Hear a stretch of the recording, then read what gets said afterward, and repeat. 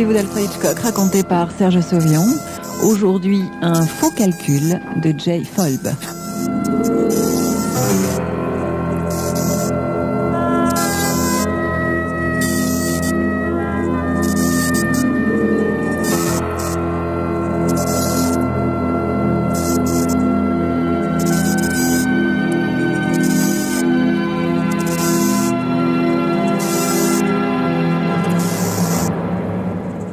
Mrs. Harriet Courtney, Palm Beach, Floride.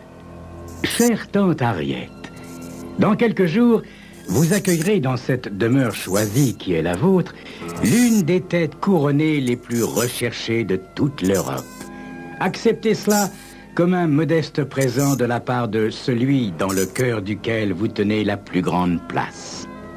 Je veux par là vous montrer que je ne vous garde aucune rancune pour m'avoir refusé un simple prêt d'argent. Tout ce que vous m'avez écrit n'est qu'amère et dure vérité. J'admets que je suis un nigaud en matière d'argent. Je n'aurais jamais dû hériter tant à la fois. Je l'ai compris trop tard. Dès que mon compte en banque s'est trouvé à sec, j'ai appris à serrer la vis. Et la première chose que j'ai faite a été de vendre mes renoirs. Le garde-manger est de nouveau garni, le vin coule sur la table et j'ai même encore suffisamment pour sortir quelques charmantes parisiennes. Chère tante, vous me faites remarquer que je ne vaux rien en affaires, que mes amis ont mauvaise réputation, que je vis au-dessus de mes moyens. Tout cela a changé et le comte Charles Deville vous en apportera la preuve. Nous nous sommes rencontrés à un cocktail. Il m'a présenté à ses amis et aujourd'hui, nul n'est plus intime avec lui que son admirateur sincère, votre neveu Miller Harrington Hawks. D'où je suis pour vous écrire, je vois une petite place typiquement française. Au centre se trouve une statue équestre en bronze de l'empereur. Le cheval a l'air d'éternuer, mais Napoléon n'en reste pas moins assis placidement à regarder les nuages venir de l'Est. Pourquoi cette description, tante? Eh bien, parce que les ancêtres du comte remontent à cette grande figure de l'histoire française et, pour aussi dire aussi, à toutes les familles princières d'Europe. Son sang est plus bleu que l'encre bleue. Ce sera son premier voyage en Amérique. Une compagnie y négocie actuellement l'emploi du nom et du blason de sa famille. Je l'ai persuadé qu'il ne saurait rien du caractère véritable de notre pays s'il ne vous rendait visite, chère tante. Il m'a pris au mot. Je sais votre crainte respectueuse de tout ce qui touche à la royauté, mais vous pouvez vous détendre avec le comte Charles. Il est homme à vous mettre en confiance.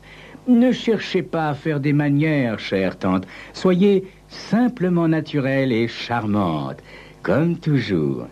Oh, un conseil, chère tante. Limitez les relations à la catégorie la plus âgée. Charles Deville est français, d'abord. Ensuite, et toujours. Et il pourrait facilement perdre la tête pour quelques jolies créatures, comme je l'ai vu faire. Mieux vaut donc écarter toute tentation de son chemin. Sinon, le but de sa visite serait sacrifié. Bien à vous, tendrement, votre neveu, Miller. Monsieur Miller Hawks, Paris. Cher Miller, que tu es donc gentil. Le comte est ici depuis quelques jours et je n'ai pas encore pu reprendre haleine. Tout Palm Beach est à ma porte, simplement pour demander, pour implorer de lui être présenté. Et le téléphone ne cesse de sonner. Le comte Charles est arrivé à la maison dimanche après-midi au milieu d'un bridge. J'aurais voulu que tu voies l'émoi. Le comte est si français, si aristocratique, si bien avec sa moustache délicatement cosmétiquée et son admirable adorable accent à la Charles Boyer. Tu imagines l'effet produit sur ces dames. Naturellement, tout le monde l'a accablé de questions sur la France, sur ses origines et ses impressions sur l'Amérique. Il a une façon de sourire du coin des lèvres et de dire beaucoup sans pour autant dire grand-chose. Avec cela, pas du tout snob et se refusant presque à parler de sa parenté princière, comme s'il en était confus. Il fait visiblement de grands efforts pour se mettre à notre portée. S'il n'y parvient pas, c'est certainement à cause de son sang royal. Cette première journée a eu pour effet de faire tourner les têtes à des kilomètres à la ronde. Jusque-là, j'ai réussi à le protéger. Affectueusement à toi, tante Harriet.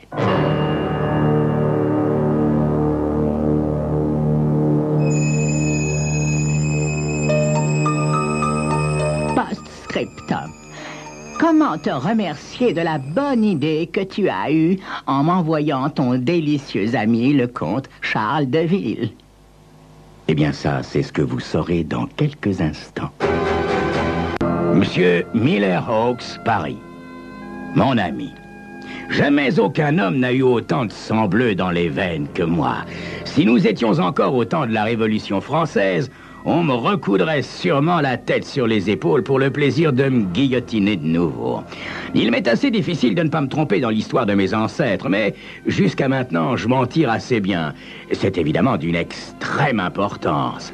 J'ai appris mon rôle et, s'il m'est permis de le dire, je le joue à la perfection. Si tu voyais à quel point ta tante et ses douairières raffolent de moi.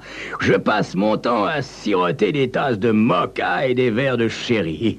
Je ne me plains pas. Il est essentiel que je subisse ces ennuis si je dois, par là, gagner la confiance de ta tante et mener à bonne fin ton projet. Je n'ai pas encore décidé de quelle façon je la supprimerai, mais j'y pense constamment. Il y a là un grand et magnifique bateau, mais je devrais apprendre à le piloter si je choisis cette méthode. Je ne peux écarter la non moins grande et non moins magnifique voiture, ni quelque autre moyen qui puisse rendre plausible la thèse de l'accident. Il me faut du temps. Un meurtre, comme le vin, ne supporte pas la précipitation. Mais quand tout cela sera fini, ah, quelle fortune, mon ami! Il y a cette maison et puis celle de New York. Et d'après ce que j'ai compris, ta tante détient toutes les actions d'une compagnie prospère du nom de T&T. Quand l'affaire sera faite et que je serai rémunéré, j'aime à penser que tu te souviendras de ton ami pour quelques classiques spéculations financières. Je suis sûr que tu en trouveras la raison dans ton cœur et dans ton intérêt. La vie ici est plus qu'agréable. Je jouis d'une excellente cuisine et d'une liberté complète avec la Lincoln décapotable. C'est là le côté positif, mon ami. Côté négatif, je mettrai l'embêtement d'avoir à supporter les relations mondaines de ta tante et ta tante elle-même. Elle ne cesse de jacasser, persuadée que sa compagnie est plaisante en dépit de ses années. Elle prend les poses les plus ridicules, m'assomme avec des questions auxquelles je suis bien incapable de répondre sur les hautes sphères de la société et reçoit pour me montrer à ses amis. C'est assez pour me faire prendre goût à ma tâche définitive. Cependant, le plaisir dépasse malgré tous les ennuis et cette vie nouvelle me réussit. Si seulement mes amis pouvaient me voir. Moi, Charles de Ville, sorti du ruisseau et souvent obligé de voler pour manger, je suis traité aux Amériques comme un roi. Ne t'inquiète pas, mon cher ami, de cette petite faiblesse. Elle ne durera pas. Je ne perds pas de vue la raison de ma présence ici. Au moment où j'écrivais cette dernière phrase, la femme de chambre est entrée, m'apportant des rafraîchissements. C'est une fille épatante, mon ami, avec d'immenses yeux bruns. Et quelle démarche! À bientôt, cher Miller, ton ami Charles, comme disent les Américains.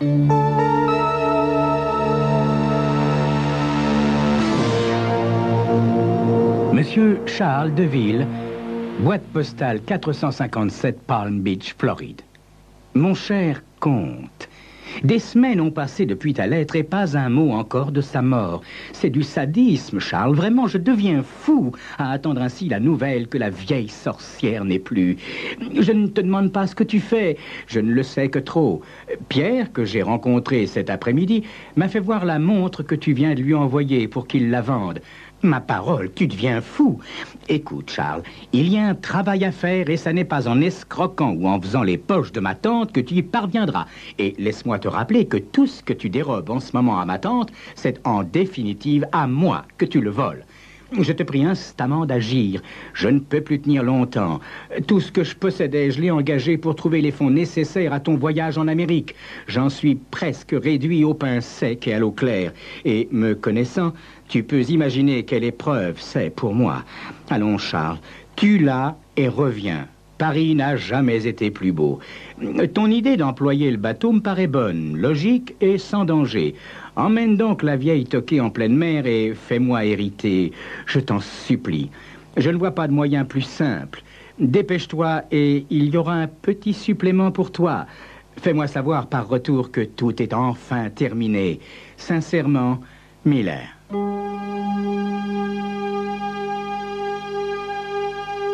Monsieur Miller Hawks, Paris. Cher ami, tu me crois, si je comprends bien, occupé seulement à voler. Erreur, mon ami. La montre envoyée à Pierre était un cadeau de ta vieille folle de tante. Mais pourquoi cette hâte, mon ami? Tu es un homme intelligent. Sans cela, tu n'aurais pas eu l'idée remarquable d'exporter un assassin. Un crime exécuté trop vite ne peut réussir. Ai-je besoin d'ajouter que mon cou se trouve aussi près de la corde que le tien? De plus, ne sois pas égoïste. Tu vas disposer d'une vie entière pour jouir des joies que l'argent peut acheter. Pour moi, ce n'est qu'un fugitif moment.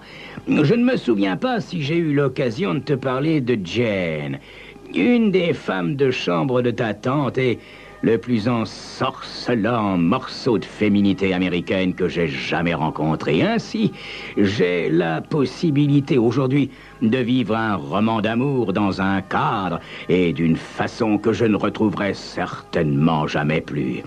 Il me faut, pour voir Jane, user de subterfuges qui dépassent toute imagination. Mais il reste les nuits. Ta tante ne peut tout de même pas me suivre dans ma chambre. Il y a aussi des jours où Jane n'est pas de service et je peux m'échapper avec elle en voiture jusqu'à quelques plages écartées. Ta tante fait de moi ce qu'elle veut, socialement parlant. Elle continue de jacasser et d'être plus insupportable que jamais. La boisson devient pour moi un remède contre l'ennui. Je suis presque décidé à utiliser le bateau et la noyade pour me défaire d'elle. Mais sans doute la mort ne fera-t-elle même pas cesser son bavardage et ses flatteries.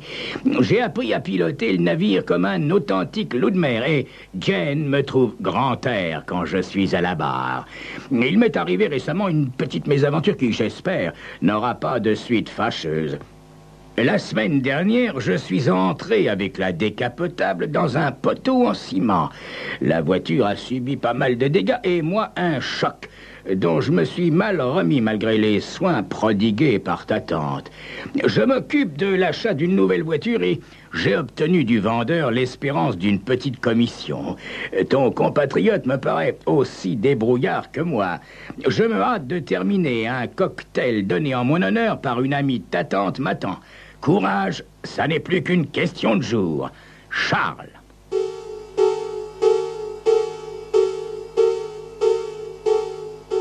Cablogramme de M. Miller Hawks, Paris, à Mrs. Harriet Courtney, Palm Beach, Floride. Chère tante, appartement entièrement détruit par incendie et besoin urgent, argent liquide. Vous demande d'envoyer quelque chose, n'importe quoi. Affectueusement, votre neveu, Miller. Monsieur Miller Hawks, Paris. Mon cher neveu, j'espère que tu as bien reçu l'argent. J'attends 2 choses en retour. Être remboursé intégralement et ne plus être sollicité. Quant à ton histoire d'incendie, aie la bonté de me croire plus intelligente. Sous ce rapport, d'ailleurs, le comte et toi, vous me sous-estimez. Je parle de celui-là pour une bonne raison. J'ai comme femme de chambre une assez jolie fille que le comte a l'air de trouver à son goût. Il le nie, mais ses dénégations, aussi suaves que mielleuses qu'elles soient, ne m'abusent pas. Il n'y a qu'à voir la fille quand elle le regarde. Avant longtemps, ils partiront tous les deux, et j'ai bien l'intention de faire coïncider leur départ.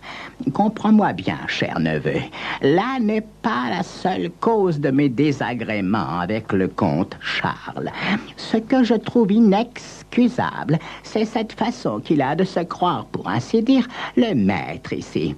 Peut-être a-t-il l'habitude de ces façons princières dans son pays, mais nous autres Américains ne pouvons les tolérer. Je veux parler de certaines libertés qu'il prend avec le personnel, en plus de celles que j'ai déjà mentionnées plus haut. Dernièrement, certaines choses ont disparu. Le comte a perdu une montre que je lui avais offerte, et moi, une bague. Je n'ai ni soupçonné ni accusé personne. Il y a des jours, en rentrant, j'ai appris que le comte venait de perdre une deuxième montre et qu'il accusait mon maître d'hôtel de la lui avoir prise et qu'il lui avait donné congé en le menaçant de la prison s'il restait une seconde de plus à la maison. Tout cela sans me consulter. Quelle audace, ce Français! Ne m'envoie plus de tête couronnée. Porte-toi bien. Affectueusement, ta tante Harriet. Monsieur Charles Deville, boîte postale 457, Palm Beach, Floride. Charles, un joli gars chic tu viens de faire là. Je t'envoie une lettre que je reçois de ma tante et qui te montrera avec précision où tu en es avec elle. Fais ce que je t'ai demandé immédiatement et reviens. Je commence à me demander si tu as jamais eu vraiment l'intention de la supprimer. Assez de temps perdu, Charles. Finissons-en, ou bien je t'arrache ton masque de prince royal. C'est un ultimatum. Signé Miller. Monsieur Miller Hawks, Paris, mon cher ami, nous l'avons échappé belle. Ta dernière lettre accompagnée de celle de ta tante a sauvé heureusement la situation. Au reçu de celle-ci, je me suis empressé de me plaindre des avances que me faisait soi-disant cette femme de chambre. Ta tante l'a renvoyée immédiatement et, chose curieuse, avec soulagement. Serait-ce possible qu'elle fût jalouse de Jane à son âge? Et pourtant, il y a un certain regard dans ses yeux quand elle s'attache à mes pas. J'en ai la chair de poule. Pauvre Jane, elle va bien me manquer. Fini le roman d'amour. Fini aussi les vols petits ou grands. Nous allons maintenant nous occuper de l'affaire en question. Le sort de ta tante est réglé. Où et comment? Au large de la plage de Palm Beach. Je me sers très bien maintenant du bateau et je dirigerai parfaitement les opérations. Elle basculera par-dessus bord. Je ne m'en serai pas aperçu car j'aurai bu. Ce qu'attestera une bouteille de whisky aux 3/4 vide. Cela me fera tout de même quelque chose de laisser ma charmante hôtesse glisser au fond de l'océan. Les prochaines nouvelles d'Amérique t'apprendront la triste fin de ta tante. D'avance, mes sincères condoléances. Ton ami... Charles. Cablogramme de Monsieur Miller Hawks, Paris, France, à Maître Carlton C. Hodges, New York. Cher maître, merci pour votre aimable expression de sympathie. Je suis sûr qu'en tant qu'avoué et ami de ma tante, vous ressentez profondément sa disparition. Je me prépare à quitter la France pour les États-Unis, mais je suis un peu à court d'argent liquide. Pourriez-vous m'avancer $2000 en attendant le règlement de la succession? Miller Hawks. Monsieur Miller Hawks, Paris, France. Cher Monsieur Hawks, j'ai perdu en votre tante non seulement une cliente, mais aussi une grande amie de toujours. Quant au règlement de la succession, je crains bien que vous n'ayez une surprise. En effet, peu de temps avant le terrible accident en mer qui lui a coûté la vie, votre tante Harriet s'était mariée. Je me suis laissé dire que vous connaissiez son mari. C'est le comte Charles Deville.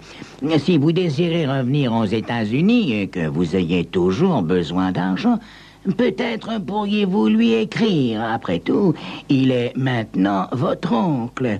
Bien respectueusement à vous, Carlton C. Hodges. Oh! Le brigand, le bandit! Décidément, l'honnêteté n'est pas de ce bas monde.